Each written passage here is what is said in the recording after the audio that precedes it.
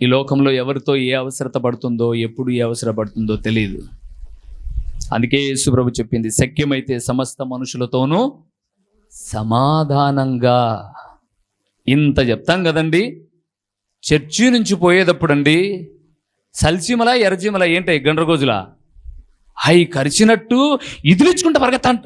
ఏం పరిగెత్తారో అబ్బా, పరిగెత్తండి. నేను దేవుని ఒకటే అడుగుతాను, కోపడ్డానండి. దేవుణ్ణి ఒకటే అడుగుతాను, ప్రభువా ఈ గర్విష్ఠోళ్ళందరూ ముసలోళ్ళయ్యేంత వరకు నేను ఇంకా ముసలోనైనా సరే నన్ను బతికి ప్రభువా అని అడుగుతాను నేను. ఎందుకు? వాళ్ళ ఆ రోజు ఎట్లుంటాడో కూడా చూడాలి ప్రభువా. నేను చూస్తా, నేను చావనప్పుడే. ఈ గర్విష్ఠులందరూ, ఈ బికసుగా ఉండే వాళ్ళందరినీ ఒకరోజు చూస్తా ప్రియులారా. ఒకవేళ ఈ లోకంలో అంతకాలం ఉండకపోయినా అబ్రహాము రొమ్మ నుంచి చూచంట. చూశాడు కదా దరిద్రుడు, అబ్రహాము రొమ్మ నుండి పాతాళములో వేదన పడుతున్నటువంటి వాడిని కూడా చూశాడు కదా. నేను కూడా చూస్తా. చూసి మళ్ళీ మీరు నెక్స్ట్ నా తర్వాత, ఇప్పుడు నేను అయిపోయాను అనుకోండి, నేను ఉయ్యాలు దిగిన తర్వాత వెనకమ్మడి శిల్పారామం లెక్కాల్సింది ఎవరు? మీరే. అందుకే ఆడు నిలబడుకుంటారన్నమాట. నిలబడుకుంటాం ఆయన దిగుతాడు ఎక్కుతామని చెప్పేసి. లేదా పెళ్ళిళ్ళలో భోజనానికి వెళ్ళామనుకోండి, వెనకాల వచ్చి కుర్చీ పట్టుకుంటట. ఈ మధ్య ఒక పెళ్ళికి వెళ్ళాను, వద్దని ఫంక్షన్ హాల్లో కూర్చోన్నాను. ఏనా ఎందుకు వద్దంటారంటారేమో. ఆడ చూస్తే ఒక్కొక్క అమ్మ 20 తులాల బంగారు దిగేసింది, ఇంకా ఎక్కువే ఉంటాయి. దిగేసి ఉన్నారు. ఏళ్ళ కుంగరాలు, మెడ నిండుతో మోయలేనంత కట్టేసుకున్నారు. కట్టేసుకొని ఆమె ఇంకా తింటానగానే కుర్చీట పట్టుకుంటారు. 150 రూపాయలు పెడితే బేట దమ్ బిర్యానీరు. ఒంటి మీద 7 లక్షల బంగారు వేసుకొని కుర్చీ పట్టుకొని ఆమె లేచి ఈమెంట ఆమెకు కావాల్సినవన్నీ ఏం చెప్తాంటది, అన్నా రసం ఇంటికి తీసుకురా, ఇటురా అంటది. ఈమె రసం సగం తినగానే నో పెరుగు ఈమె కడిగిరా. ఏంట్రబ్బా ఈమె మీద ఇంత ప్రేమ అంటే, ఈమె లేస్తే అది ఆ ప్రేమ ఇది. అందుకే ఫంక్షన్ హాల్లో కూర్చున్నాను. ఏమన్నా మీరు భోంచేయరా అన్నారు. అయ్యా భోంచేద్దామంటే మొత్తం అందరూ కుర్చీలు పట్టుకున్నారు. నేను ఈడే ఉండి మిగిలితే తింటా, లేకపోతే హోటల్లో తినిపోతాలన్నా. అయ్యో మీరేందన్నా అలాగ ఉండడం, సేవకులు మాకు పెళ్లి చేశారు, రండి మీకు మేము భోజనం పెడతాం. పక్కన కూర్చోబెట్టి ఏమనుకోవద్దన్నా, అందరూ త్వరపడి చికెన్ పకోడా అది ఇది అయిపోయిందంటే, ఏం పర్లేదురా బాబు అన్నం పెట్టు తినిపోతాం. మేము అన్నం కూర్చున్న తర్వాత బ్యాచ్ వచ్చింది. మళ్ళీ వీళ్ళు ఎక్కడ దానుకున్నారు ఎంతసేపు అంటే, ఫోటోలు కాడ ఉన్నారనమాట. ఆడ ఫోటోలు అయిపోగానే వెళ్ళిపోదామని వీళ్ళంతా వచ్చి ముందే శారు నీళ్ళు పోసుకొని తింటే మళ్ళీ దానికాడికి వచ్చి కూర్చోబెట్టుకున్నారు. ఈ బతికి ఇంతేరా అని చెప్పేసి తినేసి లేచి వచ్చాము అంతే. నేనేం జ్ఞాపకం చేస్తున్నాను అనంటే, మీరు చేసినవన్నీ కూడా ఒకరోజు మీ తల మీదకి వచ్చినప్పుడు బాధపడతారు. బాధపడకుండా దీవెనకరంగా ఉండాలనా? ప్రభు మీద ఆశ పెట్టుకొని రక్షించబడిన మీరు, కృపగలిగిన యేసు ప్రభుల వారిని కలిగి ఉన్న మీరు ఏ గుణాన్ని కలిగి ఉండాలి? చంపకు చంప మోసేనా? యేసు ప్రభుల వారి వలె క్షమాగుణమా? ఏం కలిగి ఉంటే మేలు? ఏ గుణము? క్షమాగుణం. ప్రభునందు ప్రియులారా, మీరు ఎవరైనా చెప్పచ్చు, స్థానిక సంఘం వాళ్ళు, అన్న మీరు నాతో అస్సలు మాట్లాడరు. ఎందుకు మాట్లాడనండి? నేను ఇంత గద్దిస్తా కదా, ఆరాధన అయిపోయిన తర్వాత మీరు బిస్సగా నా దగ్గరకు వచ్చినా కూడా చిరునవ్వుతారు, రామ్మా ఏ అంట. ఎందుకో తెలుసా? వాక్యం చెప్పమనింది చెప్తాను తప్ప, నా బిడ్డలండి మీ మీద ఏం కోపం ఉంటుంది? నాకు ఎవరి మీద కోపం ఉండదు. మీరు నన్ను తిట్టినా దీవెనగా తీసుకుంటా అంతే. పలానా వాళ్ళు తిట్టినారు ప్రభా, నువ్వు చూసుకో ప్రభా అనను. నేను అనను. కాకపోతే గద్దిస్తానండి. గద్దించడంలో అంతర్యం ఏంటి అంటే, ఇంత మంచి వాక్యం వింటూ ఉండి కూడా, ప్రభు అయిన యేసుక్రీస్తు వారిని మన స్వరక్షకునిగా కలిగి ఉండి కూడా ఎంత అవిధేయంగా తెలియనోళ్ళ మాదిరి లోకస్తుల వలె, లోకస్తులన్నా మేలండి, అంతకన్నా అద్దుమానంగా, ఓ కొడుకులారా మీకోసం మీ అమ్మా నాన్న ఎంత కష్టపడ్డారో తెలుసా? ఇప్పుడు మీరు పడుతున్న కష్టానికి డబల్ పడ్డారు వాళ్ళు. ఈరోజు మీకు ఫ్యాన్లు ఉన్నాయి. ఫర్ ఎగ్జాంపుల్, కూలర్స్ ఉన్నాయి, ఏసీలు ఉన్నాయి. కానీ మీ తల్లిదండ్రులు మిమ్మల్ని పెంచినప్పుడు విసనగర్రలండి, విసనగర్రలు. నీకు బాగలేకపోతే తెల్లవార్దులు విసిరారు వాళ్ళు, తెల్లవార్దులు విసిరారు. అందుకోసమని మీరు చేయబట్టుకొని విసురుతారు మనిషిని. మీరు ఫ్యాన్ వేయకపోతే ఏమనలే, మనిషిని పట్టుకొని విసురుతారన్నమాట. అంటే పొరపాటుగా చేయి తగులుదామని పోయారనుకొని విసురుకొని పోతారట్టే. తగ్గించుకోండి. మూడవది ఏం ఆశ పెట్టుకోవాలో చూద్దామా? 1-2 నిమిషాలు ఎక్స్ట్రా పోతుంది అనుకోకండి, సబ్జెక్ట్ కంప్లీట్ చేస్తాను. మూడో విషయాన్ని చూద్దాం. 119వ కీర్తనకి వెళ్దాం. 119వ కీర్తన 43వ వచనం. అంటే మనం ఇంటికి వెళ్ళి ఇప్పుడు అర్జెంటుగా తినాల్సింది ఏం లేదులేండి, నిదానంగానే పోయేసి వండుకుందాం, ఏం పర్ల, 11:30కి ఆరాధన అయిపోతుంది. 43వ వచనాన్ని చూద్దాం. నా నోట నుండి 119వ కీర్తన 43వ వచనం. నా నోట నుండి సత్యవాక్యమును ఏమాత్రమును తీసివేయకము. నీ న్యాయ విధుల మీద, చూసారా, నీ న్యాయ విధుల మీద నా ఆశ నిలిపి ఉన్నాను. నేను ఆశ పెట్టుకొని ఉన్నాను అని అర్థం. దాని అర్థం దేని మీద? మొదటిది నీ వాక్యము మీద ఆశ పెట్టుకొని ఉన్నాను. రెండవది ప్రభు అయిన యేసుక్రీస్తు మీద ఆశ పెట్టుకొని ఉన్నాను. మూడవది దేవుని న్యాయ విధుల మీద ఏం పెట్టుకోవాలి? ఆశ పెట్టుకోవాలి. దేని మీద? దేవుని న్యాయ విధుల మీద. న్యాయ విధులు ఏంటో చెప్పమంటారా?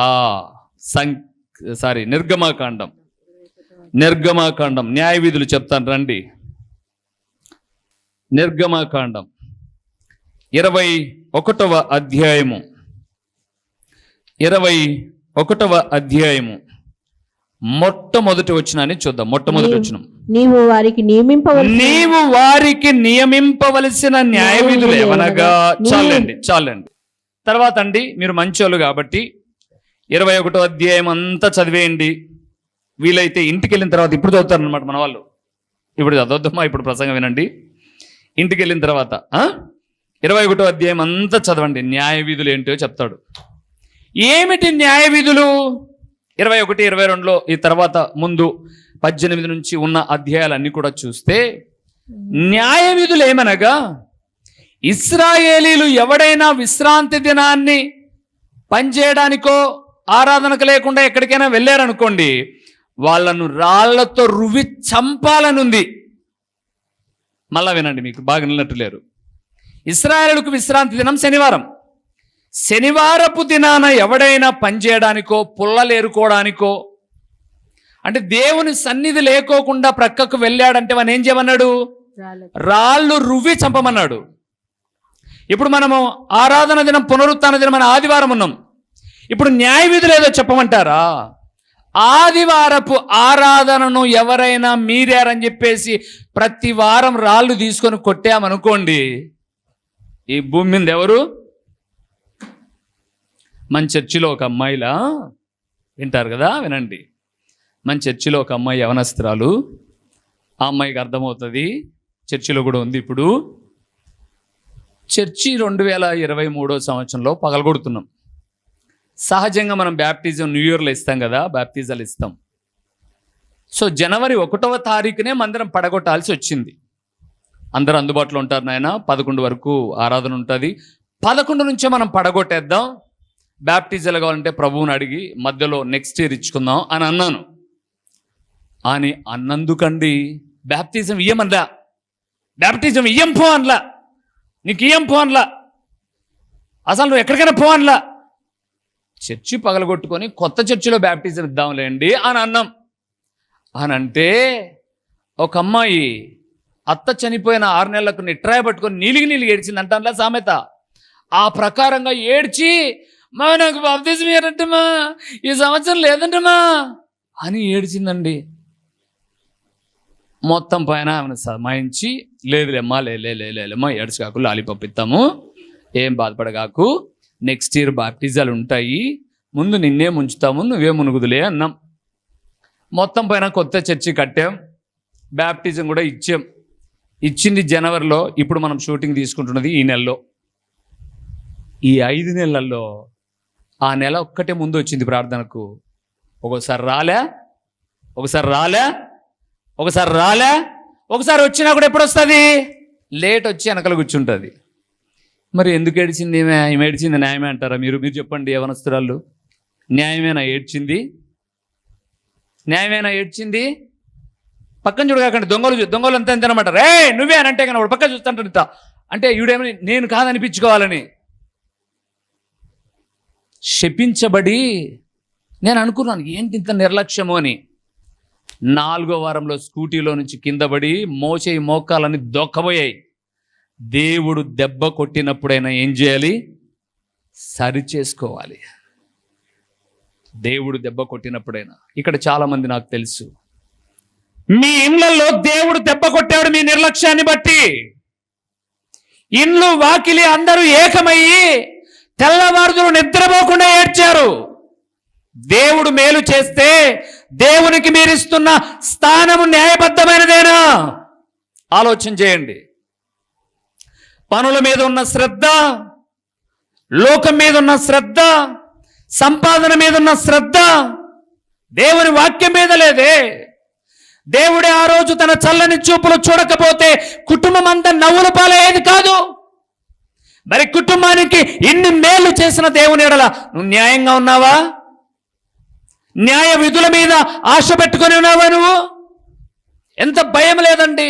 కుటుంబం అంతా నేలపాలయ్యి నేల పడిపోయింది, ఏడవడం ప్రారంభించారు. అలాంటి కుటుంబాన్ని దేవుడు చేపట్టి లేవనెత్తి కఠినమైన మనస్సులు మార్చి మెత్తని హృదయాలు చేసి దేవుని వాక్యం అందిస్తే, దేవుని న్యాయ విధుల్లో ఉన్నారా మీరు? ఎప్పుడు తెలుసుకుంటామండి మనం? పడాల్సిన దెబ్బలన్నీ పడుతున్నాయి, రావాల్సిన ఇబ్బందులన్నీ కలుగుతున్నాయి. మార్పు చెందమా మనం? దేవుడు అంటున్నాడు, ఆశ పెట్టుకో న్యాయ విధుల మీద. న్యాయ విధులు కలిగిన ఒకరిని చూయించమంటారా మీకు? లూకా రాసిన సువార్త 1వ అధ్యాయము ప్రియులరా, లూకా రాసిన సువార్త 1వ అధ్యాయము 6వ వచనాన్ని చూద్దాం ప్రియులరా. 6వ వచనాన్ని చూద్దాం. వీరిద్దరు ఎవరండి? వీళ్ళిద్దరు ఉన్నారా? ఇద్దరిద్దరు అందరూ భార్య భర్త, తల్లి కొడుకు, పిల్ల తల్లి ఉన్నారా మందిరంలో? ఉండరండి. ఎందుకుండరో తెలుసా? వాళ్ళకు న్యాయం అంటే గుర్తు లేదు, దేవుడు చేసిన మేలకు కృతజ్ఞత లేదు. చదువుదాం 1:6 వచనం. వీరిద్దరు ప్రభు యొక్క సకలమైన ఆజ్ఞల చొప్పునను, అక్కడ చూడండి, న్యాయ విధుల చొప్పునను నిరపరాధులుగా నడుచుకొనుచు దేవుని దృష్టికి నీతిమంతులై ఉండుడి. ఎవరండి వీళ్ళిద్దరు? ఎవరు వీళ్ళు? ఎలిజబెత్, జకర్యా. పిల్లలు లేరండి, కానీ న్యాయం తప్పలా, దేవుని సన్నిధిని కోల్పోలా. మీరు 1వ అధ్యాయం అంతా చదవండి. దేవుని సన్నిధిని కోల్పోలా. ఎందుకు కోల్పోవాలండి దేవుని సన్నిధిని? మనం ఎంత దిగజారిపోతున్నామో తెలియదా మనకు? ఇదిగో ఇక్కడున్న ఆడబిడ్డలకు ఒక మాట చెప్తున్నాడు, ఒక దేవుని సేవకునిగా. మీరు రిసీవ్ చేసుకోండి, చేసుకోకపోండి, యువర్ చాయిస్. ఈరోజు ఒక దేవుని సేవకుడిగా చెప్పాల్సిన సమయం వచ్చింది కాబట్టి చెప్తున్నాను. మీ వృత్తి రజకుల, మాసిపోయిన బట్టలు ఉతకండి, కాదనను. మీరు క్రైస్తవుల, చేతుల కష్టార్జితం నమ్ముకోండి, డోంట్ వరీ. ఎంగిలి గిన్నెలు కడగాకండి ఎవరింట్లో. అంతకన్నా బతుకుదురు ఇంకేం లేవా లోకంలో మనకు? లేవా అండి? ఎవరి బిడ్డలమండి మనము? రారాజైన దేవుని బిడ్డలం. కసు ఊడ్చురండి. మురిగిపోయిన వారి తిన్న ఎంగిలి కంచాలు, వాళ్ళు తాగి పడేసిన గ్లాసులు కడుగుతారా మీరు? ప్రభు పిల్లలు ప్రభు యొక్క బల్లలో ఉన్నటువంటి వాటిని కడుగుతూ ఉంటే మీరేం కడుగుతున్నారు? ఎంత దిగజారిపోయారు మీకు అర్థం కావడంలా? అంత దిగజార్చినది మిమ్మల్ని ఎవరు? సాతానుడు. బతకలేమండి లోకంలో, బతకలేమా లోకంలో? ఒక స్కూల్ ఉన్నాయండి, పాఠశాలలు ఉన్నాయండి, స్పీపర్గా వెళ్తారు. స్పీపర్ అంటే అర్థం ఏమనమ్మా? కసుదొప్పడము అని. స్పీపర్ పనే చేయండి. స్పీపర్ వాళ్ళ ఇళ్ళల్లో బోకులు ఎందుకు అడుగుతారండి? ఎందుకు అంత దిగజారిపోతున్నాం మనం ఆరాధించే దేవుడు అంత దిగజారే స్వభావం కలిగిన వాడా? అంత తగ్గింపు కలిగిన వాడా? మీరు అలాంటి కారణం ఏంటో తెలుసా? న్యాయ విధులను మీరు అనుసరించడం లేదు కాబట్టే అంత స్థాయికి వెళ్ళిపోయారు మీరు. మానేయండి పని. ఏమి ఎక్కడ బతకలేరా? లోకంలో ఉన్న వాళ్ళందరూ అవే పనులు చేసి బతుకుతున్నారా? న్యాయ విధులను మీరు ఎప్పుడైతే విడిచిపెడతారో న్యాయం కాని పనులు మీరు చేయాల్సి వస్తుంది. గుర్తుపెట్టుకోండి. వారిరువురు ఎవరండి? పిల్లలు లేరు, కానీ దేవుని సన్నిధిని ఏ రోజు కూడా కోల్పోయిన వారు కారు. అందుకే వారి పేరు వేద గ్రంథంలో లిఖితమై ఉంది. ఏం ఆశ పెట్టుకోవాలి? దేవుని న్యాయ విధుల మీద. దేవుని బిడ్డలారా, మీకు కొంతమందికి బాధ కలిగించుండొచ్చు, కానీ దేవుడు చెప్పమన్నాడు, చెప్తున్నాను నేను. మన వ్యక్తిత్వం అది కాదండి. బైబిల్ గ్రంథంలో క్రైస్తవులు అంటే ఎవరో తెలుసా అండి? ఎవరో చెప్తారు మీరు ఎవరైనా? రాజులు. ఎవరండి? రాజులైన యాజక సమూహం. రాజులు చేసే పనేంటి? మీరు చేసే పనులేంటి? అయినా మేము ఇంతే బతుకుతామంటారా? బతుకోపోండి, బతుకోపోండి. మీ శాపం మీ పిల్లలు కూడా వెంటాడుతా చూడండి. ఎందుకు అలాగా? ఏమవసరం అండి మనకు? మనము అనవసరమైన వాటిని చేస్తున్నాము అంటే అవసరమైన దేవుని సన్నిధిని మనం న్యాయంగా నడుచుకోలే. చెప్పండి, మిమ్మల్ని ఎవరైనా పలికి పిలిస్తే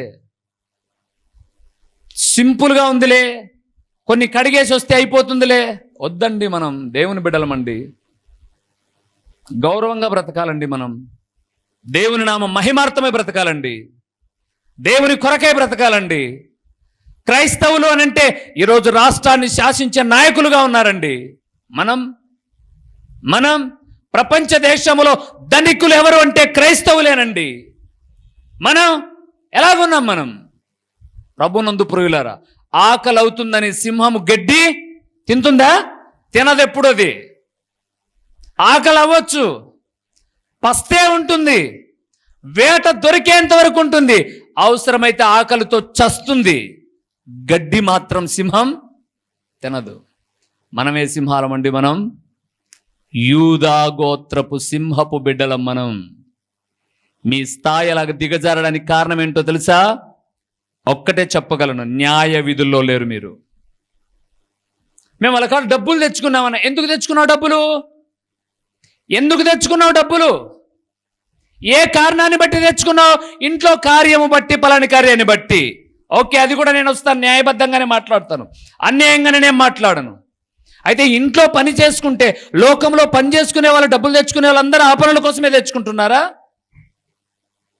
అంటే ఇప్పుడు నేను మందిరం కట్టానండి, ఒక 55 లక్షలు అయింది. ఆ కొంత అప్పు చేసుకున్నప్పుడు నేను ఇంకా ఇదే పనులకు దిగజారాలనా? గుర్తుపెట్టుకోండి, న్యాయంగా మనం దేవునికి సాక్షిగా బ్రతుకుతున్నప్పుడు దేవుడు మనల్ని తలగా ఉంచుతాడే కానీ తోకగా ఉంచడండి. ఐఎమ్ సారీ, మీరు ఎవరైనా బాధపడినా కూడా నేను బాధపడలేదు. ఒకరికి ఉంటే ఒకరికి లేదు ప్రార్థన. ఇంకేమైపోతుంది జీవితం? ఏమైపోతుందండి జీవితం? సేవకుని నేను, నా భార్య సేవకురాలే అవ్వాలి. నా భార్య స్కూల్లో అటెండర్గా పంపిస్తానా నేను? తెలియని దినాల్లో, ప్రారంభ సేవ దినాల్లో కొంతకాలం స్కూల్లోకి పంపించానండి టీచర్గా. ఎల్కేజీ యూకేజీ వాళ్ళకి వెళ్ళింది. దేవుడు మాట్లాడాడు, నేను మిమ్మల్ని పోషిస్తాను, మీరు నా సేవ చేయాలనుకున్నారు, నా సేవ చేయండి అన్నాడు. వచ్చేయన్నాను. నేనే మైన్స్ మానేసి వచ్చి నువ్వు కూడా వచ్చేయన్నాను. బ్రతకలేమేమో అనింది. బ్రతకలేమో అనుకున్నాం. కొన్ని రోజులు ఇబ్బంది పడిన మాట వాస్తవమే. తినడానికి తిండి లేదు, సరైన వస్త్రం లేదు ప్రియులారా. 2 జతలు, ఒకటి దండం మీద, ఒకటి ఒంటి మీద, నా బతుకు అంతే. కానీ ప్రభు పాదాలు పట్టుకున్నాం. ప్రతి ఆదివారం నా ఇంట్లో రొట్టె విరిచాం. దేవుడు నమ్మకమైన వానికి దీవెనలు మెండుగా కలుగునను అంచెలంచెలుగా దీవించాడు. నీలో ఆ క్రమం లేదు కాబట్టి అంచెలంచెలుగా నువ్వేమవుతున్నావు? డౌన్ అవుతున్నావు. నువ్వు హై కావాలంటే న్యాయ విధులను అనుసరించు. చివరిగా ఒక మాట చెప్పి ముగిస్తాను, దేని మీద ఆశ పెట్టుకోవాలో. ఆమోసు గ్రంథానికి వెళ్దాం ప్రియులారా. ఆమోసు గ్రంథం 5వ అధ్యాయము 757వ పేజీలో 5వ అధ్యాయం. ఇక్కడ కొంచెం నెగిటివ్గా ఉంటుంది, కానీ దాన్ని మీకు పాజిటివ్గా చెప్తాను. 18వ వచనం. యెహోవా దినము రావాలనని యెహోవా దినము రావాలనని ఆశ పెట్టుకుని ఉన్న వారలారా, మీకు శ్రమ యెహోవా దినము వచ్చుట వలన మీకు ప్రయోజనమేమి? అది వెలుగు కాదు, అంధకారము. చాలు ప్రియులారా. 4వది, రాకడ కొరకు ఆశ పెట్టుకోవాలి. దేని కొరకు? రాకడ కొరకు ఆశ పెట్టుకోవాలి. ప్రభు దినము కొరకు, రాకడ కొరకు. అక్కడ అదే అన్నాడు చూడండి, యెహోవా దినము రావాలనని ఆశ పెట్టుకొని ఉన్న వారలారా. అక్కడ వరకే తీసుకుందాం. ఆ ప్రకారంగా చాలా విషయాలు ఉన్నాయి. అవన్నీ చదువుకుంటూ మనం వెళ్ళాము అని చెప్పేసి అంటే పండుగలు చేయొద్దన్నాడు, పట్టణాలు ఏం చేయొద్దన్నాడు, 21వ వచనంలో చాలా నీచంగా ఎంచాను అన్నాడు. అవన్నీ వద్దు మనకి. ఇప్పుడు సబ్జెక్ట్లో ఉందాం. రాకడ కొరకు ఏం చేయాలి? మనం ఆశ పెట్టుకోవాలి. దేవా, నీ రాకడ నా పోకడ ఎప్పుడో తెలియదు. రాకడ దినము కొరకు ఎందుకు ఆశ పెట్టుకోవాలి? ఆ మాట చెప్పి ముగిస్తాను. లూకా సువార్త 21వ అధ్యాయము.